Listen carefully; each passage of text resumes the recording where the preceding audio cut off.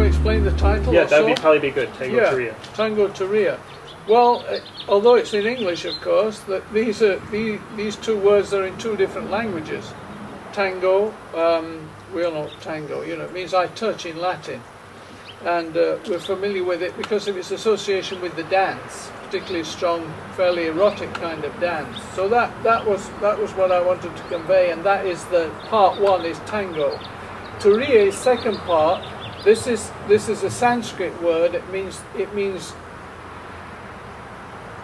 the fourth dimension of consciousness, which is beyond sleep, waking, and dream, which we all know and with which we're all familiar. So it's another state of consciousness, which in fact subsumes them all, or so we're told.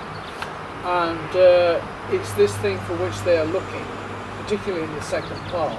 Tango Turiya. Tango Turiya. Well, it actually means I touch the fourth state. So I've not or the dance of consciousness. Or the dance of consciousness. I've not been struck by lightning yet. Right. So the gods can't think it's too much of hubris. And to quote the poet Kathleen Raine, you could say I bear witness.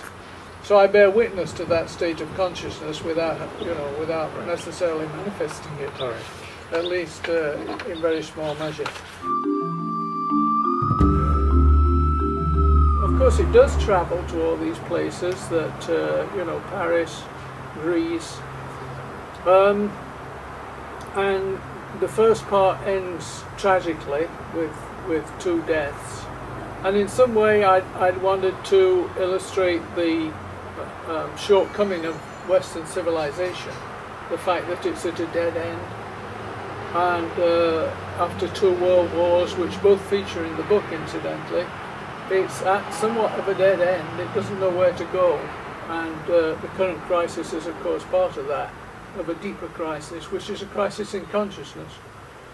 And then when the book picks up again in the second half, which is immediately prior to World War II, the characters go through World War II, and the three of them eventually end up in India, which I see as paradigmatic for a potential shift in consciousness, which is happening in certain ways anyway. So this is where it comes to. Not that it's not a book about enlightenment, but it's a book about people traveling, obviously, physically, and also psychologically. They're traveling within themselves, and they're looking for something very intensely, actually. You mentioned that the first part of the book ends tragically, but Tango Turiya is also a love story, isn't it? Or it's a story that involves romantic quest as well. Yeah, there's a good deal of relationship in it, sexual relationship. Some of those are happy for a time. In the case of one character, she really disintegrates.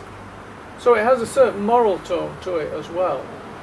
And through their relationship and in their relationship, they are looking for something that is real or enduring or permanent or perhaps even eternal, you might say.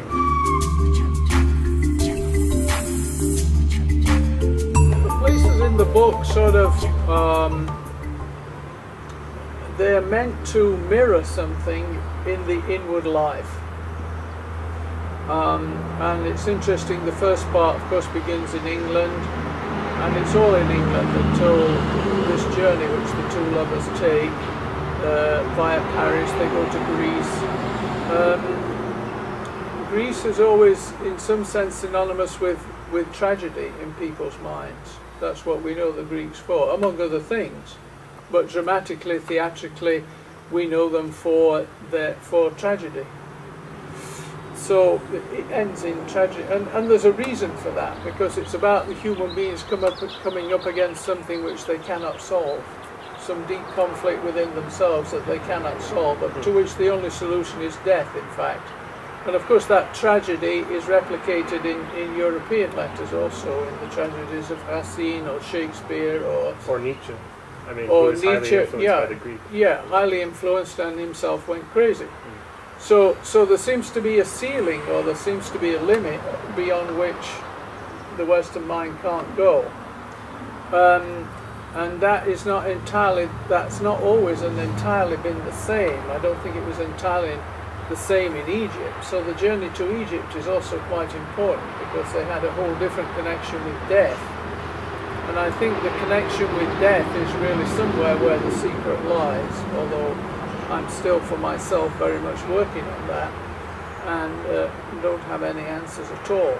But I do feel it's somewhere in the understanding of death. So the Egyptians obviously had a powerful relationship with death, the mummification and the boats across the Nile, and again in India, where the story ends in Varanasi, it's entirely associated with death, because that's where the burning ghats are, and that's where in fact many Indians go to die, because it's considered a blessing if you die in Varanasi.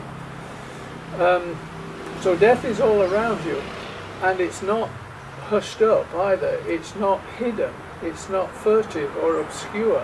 It's right there on the street. You can see people being carried to the burning ghats, you know, on a daily basis. So this movement towards death and into death is part of the movement of the second half of the book, and that encounter. But in terms of the book itself, it kind of, in some way, it turns back upon itself, just as the Ganges at Varanasi turns back upon itself and flows towards its source. So the story itself turns back upon itself.